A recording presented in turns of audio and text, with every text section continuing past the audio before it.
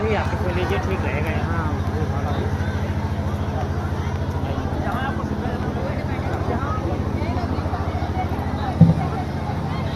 बहुत।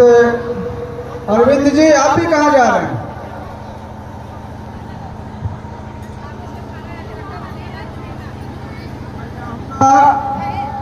कि अब आए हुए अतिथियों का बैज लगाकर पुष्पगुच्छ भेंट कर स्वागत किया जाए। सबसे पहले आए हुए अतिथियों का बैज लगाकर किया जाए परम आदरणीय कमला सिंह तरकश जी का।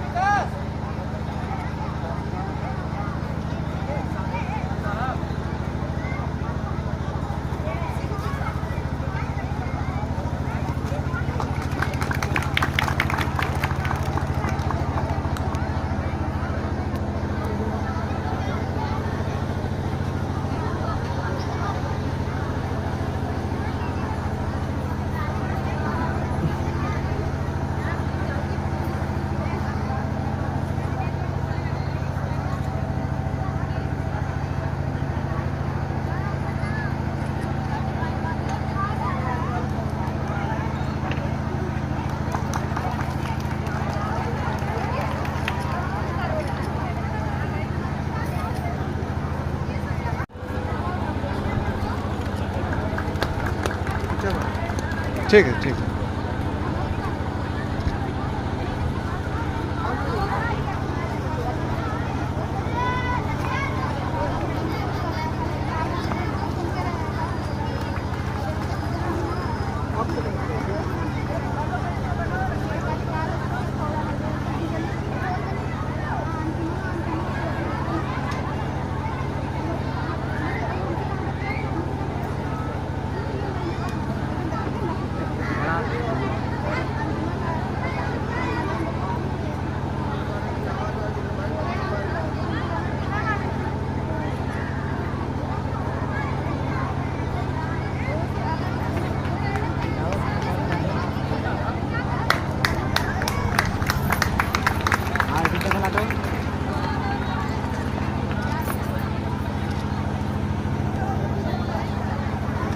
मानो है रस्थान, देख कर हर्षित हूँ अरविंद, देख कर हर्षित हूँ अरविंद। यहाँ जो आए सज्जन वृंद, यहाँ जो आए सज्जन वृंद, बिखेरे अपना मधु मकरंद, बिखेरे अपना मधु मकरंद। ज्ञान दे हमको वह स्वच्छंद, ज्ञान दे हमको वह स्वच्छंद, ज्ञान दे। और यह हिरौला क्षेत्र है। आहि का मतलब भी नाग ही होता है। और अहिरौला एक शब्द है रावल। रावल शब्द का मतलब होता है बौद्ध भिक्षु। तो कोई नागवंशी बौद्ध भिक्षु इस एरिया में रहे होंगे जिनके नाम पर अहिरौला की धरती का नाम पड़ा हुआ है आज। और यह दुर्वासा का क्षेत्र है। हमारे लिए कुछ चीजें हमको बता दी जाती है, उसको आंख मूंद के हम लोग मान लेते हैं। लेकिन नई पीढ़ी को, पढ़े लिखे लोगों को हर चीजों का शोध करना होगा, गहराई में जाना होगा। हो सकता है कुछ और अच्छी जानकारियां हमको मिले। दुर्वासा शिव के अवतार कहे जाते हैं। इस विद्यालय का नाम भी हर हर महादेव है। और महादेव का मतलब, हर हर महादेव का मतलब है कि हर आदमी में देवता है। और देवता ही नहीं है, महादेव सब में है, आपके भीतर भी है। इस बात को जानना पड़ेगा। और दुर्वासा शिव के अवतार हैं, ऐसा बताया गया है। अवतार क्या है? किसी को भी अपनी साधना कोशिश से आपके मन में विचारों का अवतार होता है। विचार उतरते हैं, भावनाएं उतरती हैं। आप सबके मन में किसी का भी अवतार हो सकता है। हो सकता है किसी के मन में भगत सिंह का अवतार हो जाए, हो सकता है किसी के मन में किसी भी जाए, हो सकता है किसी के भीतर फूले महाराज का अवतार हो जाए। ये सब हो सकता है। मैं थोड़ा बच्चों के बीच आया हूं, इसलिए थोड़ा बच्चों से चाहूंगा कि मेरी बात पर ध्यान दें। आप लोगों से एक सवाल करने के लिए आया हूं। हमारे देश में, थोड़ा बड़े बच्चे भी सुन लें, हमारे देश में आज़ादी के पहले थोड़ा और पीछे जाने पर एक ऐसा समय था कि यहाँ औरतों को पढ़ने का अधिकार नहीं था।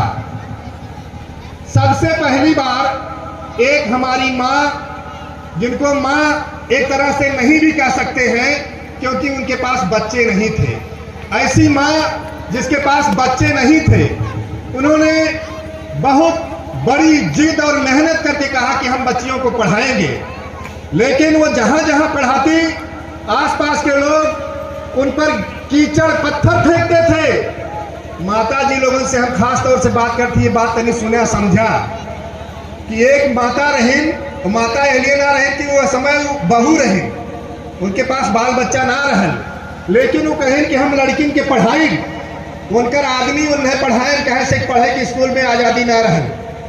तो उसके बाद स्कूल जब खोलें, जहाँ जाए लड़कियों के पढ़ावे बदे तो लोग कीचड़ पत्थर फेंके लगे और गांव गांव जाए के सबसे कहें कि बहुत गलत काम करती हो। तो हमारे धर्म में औरत के काम पढ़ब लिखब ना हो, वो रोटी बनावे, घरे के देख रेख करें, बस इतने काम हो।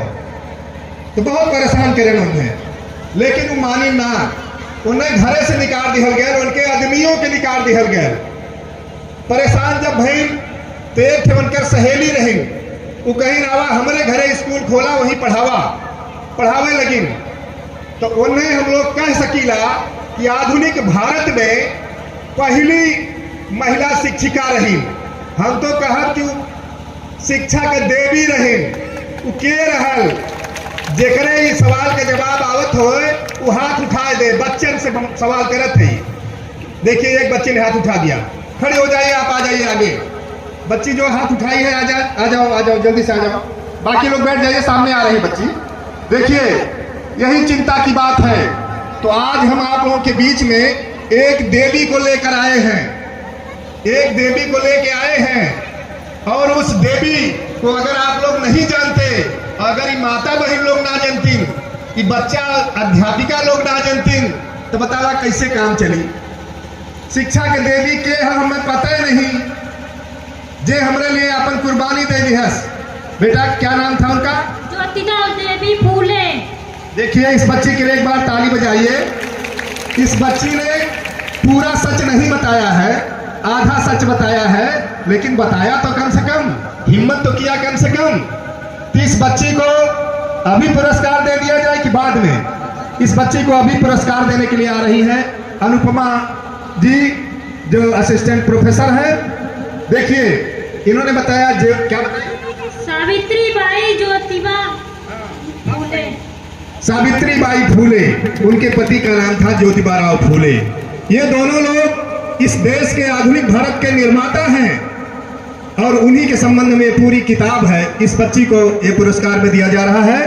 और आज यहाँ के कार्यक्रम में बेटियों से हमारा निवेदन आता है कि पैर न छुए, और किसी का भी पैर मत छुओ, किसी का भी पैर मत छुओ, अपने माता पिता के अलावा। तो इनके लिए एक बार ताली, फिर आगे बात होगी। जाइए, बहुत बहुत धन्यवाद। तो ये बेटी ने बताया, साबित की बात है, सरकार से भी हमारी नाराजगी है कि उन्होंने बहुत सारे लोगों को भारत रत्न दिया, अच्छा किया, लेकिन क्या एक भारत रत्न सावित्रीबाई फूले के लिए नहीं बनता? अगर आप लोग सहमत हैं तो एक बार ताली बजाकर के मांग सरकार से करें कि अविलंब सावित्रीबाई फूले को भारत रत्न दिया जाए, क्योंकि उन्होंने इस देश में, अगर कोई बच्ची चपरासी से लेकर राष्ट्रपति तक बनती है तो इसमें उनकी देन है। तो शिक्षा की देवी को, और एक और गुजारिश है, मैं जहां जाता हूं कहता हूं हर स्कूल के प्रबंधकों से कि विद्यालय में शिक्षा की देवी सावित्रीबाई फूले की तस्वीर जरूर लगनी चाहिए, और इस तरह के वार्षिक कार्यक्रमों में तो 100% लगना चाहिए। और हमारे बीच एक आए हुए हैं मंगेश भारती जी, बाद में आपसे बात करेंगे।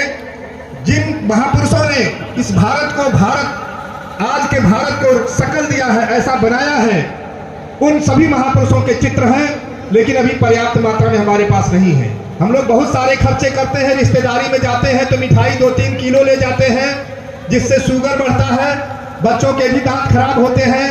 अगर हम लोग अपने बच्चों को महापुरुषों की वो तस्वीर दे दें जिसमें 40-50 महापुरुष हैं भारत के निर्माता। अगर उनके बारे में हमारे बच्चे जान जाएं तो इनको कोई IAS PCS बनने से नहीं रोक सकता। इनके दिमाग में वो बात आ जाएगी कि हमारे देश को किसने बनाया है, यह जानना बहुत जरूरी है। लेकिन हमारे बच्चे आजकल कभी कांवर लेकर के जा रहे हैं, उसमें नशा भी सीख रहे हैं, तो कभी पूरा वो कहीं गजेड़ियों के चक्कर में भी पड़ गए हैं। उसको कहा तो जाता है कई बार धर्म, लेकिन धर्म के आड़ में पाखंड भी होता है। इसलिए यहाँ सभी लोग बैठे हैं, मेरी गुजारिश है कि इन बच्चों को हम ही लोग इनका जीवन बर्बाद करते हैं। बचपन से इनको ऐसा सिखा देते हैं, किसी गांजा पीने वाले, किसी और झूठ बोलने वाले, रास्ते में कई लोग होते हैं कि आपको ऐसा कुछ चमत्कार जादू दिखा देंगे, आपके जेब का सारा पैसा निकाल लेंगे, कहेंगे कि आपके जेब में जितना पैसा है दे दीजिए। तो हमारे बच्चों को ऐसा बनाना है कि कोई इनको ठग न सके, लूट न सके। अगर इन बच्चों के घरों में हमारे महापुरुषों के चित्र होते, उनके बारे में जानकारियां होती, तो उनको समझ में आता कि हमको अपने परिवार के लिए, अपने गांव के लिए, अपने समाज के लिए, अपने देश के लिए, अपनी पूरी पीढ़ी के लिए बहुत कुछ करना है। केवल इश्क के चक्कर में पड़ करके लड़के लड़कियां जान दे रहे हैं, ये कौन सा भारत का निर्माण हो रहा है। गली गली में दारू खाने खुले हैं, लेकिन बच्चों को ये बताने वाले नहीं हैं कि पाखंड और धर्म में अंतर होता है। पाखंड और धर्म के अंतर को कौन बताएगा? अगर हम नहीं बताएंगे तो हमारे बच्चे भी साल में कमाएंगे जितना, उसका चौथाई हिस्सा पाखंडियों को दे देंगे। ओझा, सोखा, मुल्ला, पादरी किसी को भी दे देंगे, ज्योतिषी को दे देंगे, लेकिन ये लोग, इनके पास कोई ज्ञान नहीं, कोई समझ नहीं। अगर समझ होती तो कम से कम ईमानदार होते। इसलिए मैं चाहता हूं कि हमारी आने वाली पीढ़ी, ये बच्चे ऐसा बने, इसी बच्चे से अगर धार्मिक किताब पढ़ेंगे तो इनको बताया जाएगा कि गंगा जी किसी कमंडल से निकली हैं। अब मंदिर के प्रवचन में सुन सकते हैं, किताब पढ़ सकते हैं। इसी बच्चे को जब सवाल में पूछ दिया जाएगा कि गंगा कहां से निकलती हैं, तो 3 विकल्प दिया जाएगा कि कमंडल से निकली है, जटा से निकली है या हिमालय से निकली है। तो बच्चे तो भ्रमित हो जाएंगे, वो कहीं सुने उससे निकली है, कहीं सुने इससे निकली है, किससे निकली है। इसी तरह से पढ़ाया जाएगा कि सूर्य ग्रहण और चंद्र ग्रहण कैसे लगता है, तो राहु और केतु ग्रहण कर लेते हैं, उसको निगल लेते हैं, तब पड़ता है। और दूसरा वैज्ञानिक जवाब होगा। तो यह हम लोगों को फैसला लेना है कि हमारे विद्यालय क्या सिखा रहे हैं। कहीं इनकी पीढ़ियां बर्बाद तो नहीं कर रहे हैं, कहीं इनकी जिंदगी चौपट करने में हम ही लोगों का हाथ तो नहीं है। ये माताएं यहाँ बैठी हैं, सबके घरों में ओझा, सोखा, भूत प्रेत, ओझैती सोखैती चल रही है, और इनको बता दिया जाता है कि आपकी भैया लेके आई है, तो आपकी जेठान लेकर आई है, तो आपकी ननद लेकर आई है।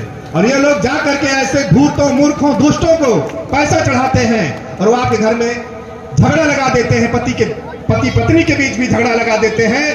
कई बार तो औरतें, सब औरतों को एक कष्ट होता है कि मेरा पति मेरे बस में नहीं है। ऐसी औरतों को ये दुष्ट लोग कई बार यहाँ तक करवा देते हैं कि कहेंगे कि ये चीज खा लीजिए, और टट्टी के रास्ते जब निकल जाए तो इसको किसी तरह से पानों में मिला के अपने आदमी को खिला दीजिए, पूरी जिंदगी आपके बस में रहेगा। बताइए हम कितने बड़े मूर्ख हैं, कितने बड़े जाहिल हैं, हम क्या कर रहे हैं। आखिर ये सब कैसे बदलेगा? ये बदलना पड़ेगा। आज आप नोट कर लीजिए, अगर आपको धर्म कर्म में विश्वास है तो सब जो पढ़े लिखे लोग हैं, मैं आपको बता दे रहा हूं, अगर आपने इन बच्चों को 10 मिनट का ध्यान सिखा दिया, आनापान सिखा दिया, कोई इन बच्चों को जिंदगी में कभी भी नहीं ठग सकता। AIS बनेंगे, PCS बनेंगे, लीडर बनेंगे, महापुरुष बनेंगे, ये कुछ भी काम करेंगे, इनको कोई नहीं रोक पाएगा। लेकिन इसके लिए आपको जो करते हैं पूजा पाठ, उससे कुछ आज तक नहीं हुआ। हमारे लोगों ने बहुत गंगा नहाया, क्या आज वो बराबरी का दर्जा पाए? नहीं पाए। शिव हमारे लिए, क्या इस विद्यालय का नाम बहुत सुंदर है। शिव पहले ऐसे महापुरुष हैं जिन्होंने समानता का दर्शन दिया। उन्होंने कहा सब बराबर हैं। लोग कहते रह गए कि ये देवता है, ये राक्षस है। शिव ने कहा कोई नहीं, सब बराबर हैं। जो परिश्रम करेगा, जो साधना करेगा, जो तपस्या करेगा, जो काम करेगा, उसके साथ हम हैं। हम ये नहीं मानते कि वह राक्षस गण है कि देव गण है। साथियों, मैं बहुत कुछ नहीं बता सकता, लेकिन इस देश में आपको बता दूं कि ये वर्ण व्यवस्था और जाति व्यवस्था इस देश की मूल व्यवस्था नहीं है। इस देश की व्यवस्था गण व्यवस्था थी। कभी शाक्य गण होता था, लिच्छवी गण होता था, राक्षस गण होते थे। और राक्षस का मतलब भी मैं जो समझ पाया हूं, राक्षस का मतलब जो रक्षा करता है वही राक्षस है। अगर हम रक्षा करते हैं, हमको कोई गाली दे इस नाते कि तुम रक्षा करते हो, तुम राक्षस हो, तो ऐसा राक्षस होने पर हम सभी को गर्व है। जो दान देते थे, बलि राजा जैसे दानी को दानव कहा गया, तो दान देना, अगर दान देने से कोई दानव कहता है तो दानव कहे, दानव हमारे लिए पूजनीय है। इसी तरह से बहुत सारी बातें हैं। अगर कोई सुरापान करे तो मैं समझता हूं कि उसको सुर कहना चाहिए, और अगर सुरापान नहीं करे तो असुर कहना चाहिए। तो ऐसा असुर होना ही भला है, मैं तो यही समझूंगा। तो बच्चों और हमारे सभी लोगों से अनुरोध है कि आप जो आज का यह दिन आप सबके जीवन में बदलाव का दिन होगा। जो लोग भी होश में होंगे, दिमाग से सुनेंगे बात, आज के बाद उनका घर बदल जाएगा, पीढ़ियां बदल जाएंगी, आपको रोकने वाले सब तबाह हो जाएंगे, कभी नहीं रोक पाएंगे, आपके बच्चे आगे बढ़ेंगे। और घर घर में, हमारे घरों में हम जाते हैं किसी दुकान पर कपड़ा खरीदने, तो एक कैलेंडर छपा देता है। उस कैलेंडर का हम आकर के अगरबत्ती दिखाते हैं, पूजा करते हैं। और वैज्ञानिकों ने बता दिया कि अगर आपने बंद कमरे में अगरबत्ती जलाया तो उसके जो बांस की डंठल से अगरबत्ती में लगती है, उससे कैंसर और दमा की बीमारी पैदा होती है। हम अपने घरों में बीमारी फैला रहे हैं। हमको ध्यान देना होगा कि हम जिनका चित्र लगा रहे हैं वो हमारे घर का शोषण करेंगे कि पोषण करेंगे, वो हमको सद्विचार देंगे कि हमको भटका देंगे। ये बात मैं कोई नई बात नहीं बोल रहा हूँ। अगर किसी को नई बात लग रही है तो बस इतनी ही बात है कि उसने पढ़ने की कोशिश नहीं किया, केवल सुनने की कोशिश किया। राहुल सांकृत्यायन, जिनको पूरी दुनिया महापंडित कहती है, इसी जिले के थे। कनैला गांव में उनका जन्म हुआ था, पंदहा गांव में उनका ननिहाल था, और सारी दुनिया उनको नमन करती है। और उनकी किताबों को अगर कोई एक किताब पढ़ ले तो मैं कह रहा हूँ चैलेंज के साथ कि उसके अंदर से पाखंड का खात्मा हो जाएगा। तो आप अपने दिमाग में एक एंटीवायरस ले आइए। देखिए, मैं एक देवी का चित्र आपको दिखा रहा हूं। यह है सावित्रीबाई फूले, और जिसके घर में यह नहीं है, मैं ये मानूंगा कि वो आज की दौड़ में इस देश के प्रति, समाज के प्रति और असली धर्म के प्रति कहीं न कहीं पिछड़ गया है। उसको ठग लेंगे लोग, लूट लेंगे लोग, वो लुटवा रहा है अपने को, अपनी पीढ़ियों को भी कहीं न कहीं खतरे में डाल रहा है। क्योंकि इनको कोई भी इस धरती पर, भारत की धरती पर ऐसा नहीं है जो इनकार कर दे। किसी भी विचारधारा का कोई हो, सावित्रीबाई फूले को इनकार करने की स्थिति में कोई नहीं है। तो आपके घरों में ये तस्वीर, और हमारी माता बहनें ठान लें, शिक्षक शिक्षिकाएं ठान लें कि वह कहीं से भी इसको खोज के ले आए। कैलेंडर जहां दिखते हैं वहां जाके आदेश दे दीजिए। जो लोग ज्ञानवान, संज्ञान, समझदार लोग हैं कि मुझको 100 कैलेंडर चाहिए, मैं बांटूंगा, गांव में घर घर में लगवाऊंगा इस देवी को। इस देवी के आते ही हमारे घर का कायाकल्प हो जाएगा। यह है सावित्रीबाई फूले, और इनकी कई तस्वीरें यहाँ भी हैं। और इसी के साथ आज जो लोग लास्ट तक रहेंगे, बहुत ज़्यादा तो नहीं, कुछ लोगों को, यह भी बच्चों को, जो बच्चे, कुछ बच्चे पाएंगे आगे, इसमें 40 से अधिक महापुरुषों के चित्र हैं। ये सभी महापुरुष आधुनिक भारत के निर्माता हैं। इनका जन्म और मृत्यु सब इसमें लिखा हुआ है। इनके बारे में अगर आप खोजेंगे फेसबुक पर, यूट्यूब पर, तो बहुत सारी जानकारियां मिल जाएंगी और आप इंसान बनने की तरफ बढ़ पाएंगे। तो साथियों, आज के इस कार्यपाल साहब हैं, उनको मैं नमन करता हूं।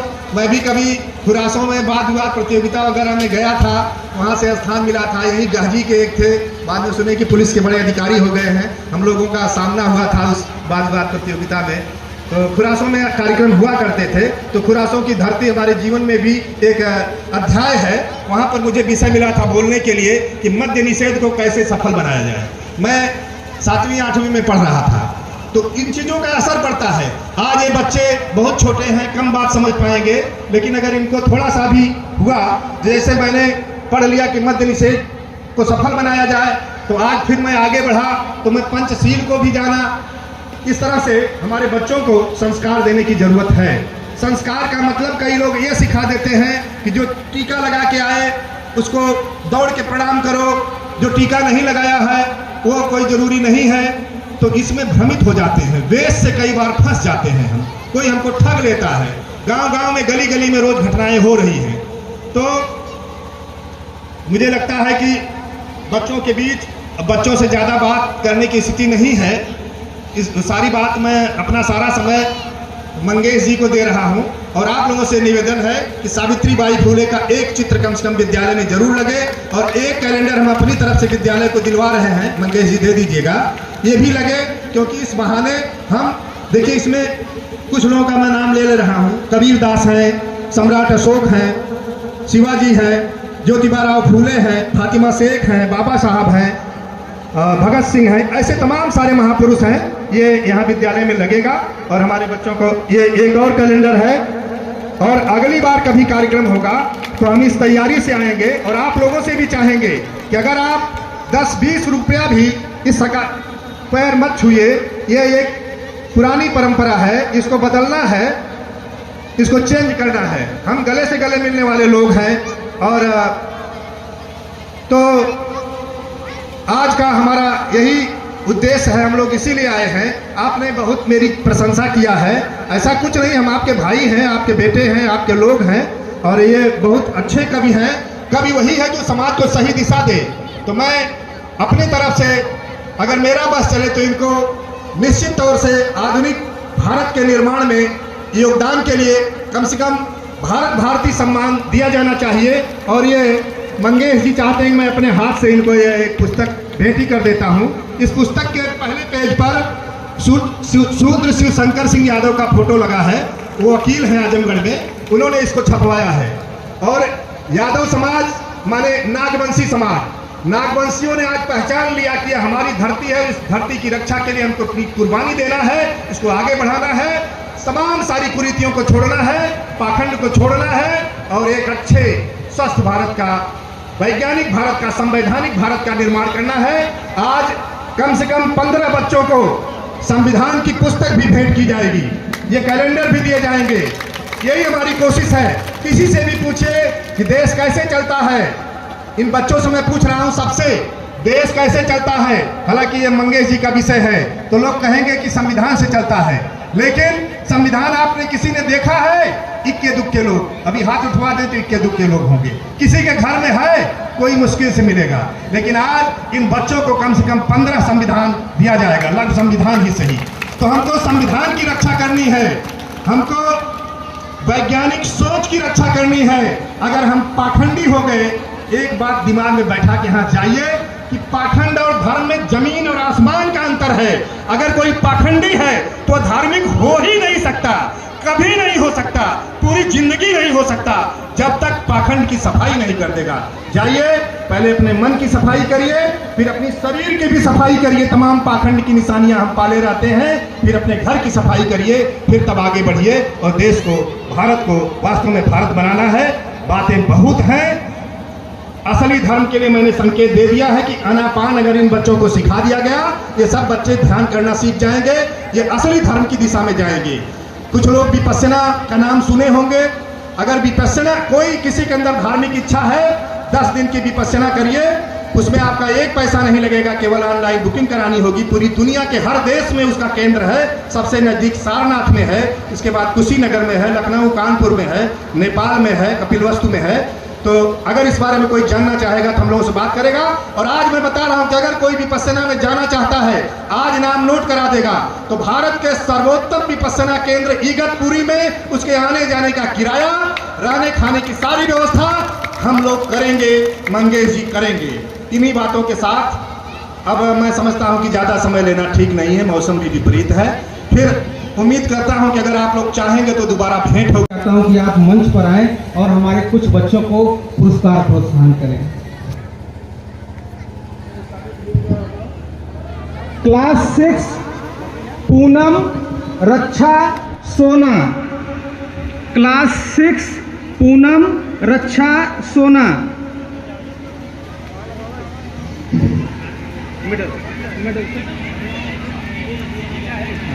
ये आप ले लीजिए, वो मेडल मंगाइए।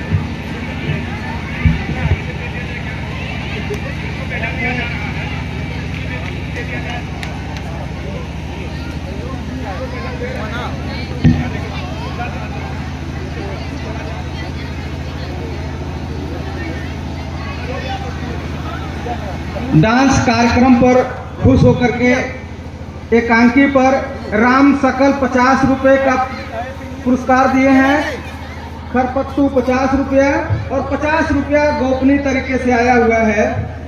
राम रतन अरुषा 50 रुपया, पुष्पा कलोरा 100 रुपया, खरपत्तू छितौना 50 रुपया। विद्यालय परिवार की तरफ से ढेर सारी हार्दिक शुभकामनाएं। पूनम फर्स्ट, रक्षा सेकंड, सोना थर्ड।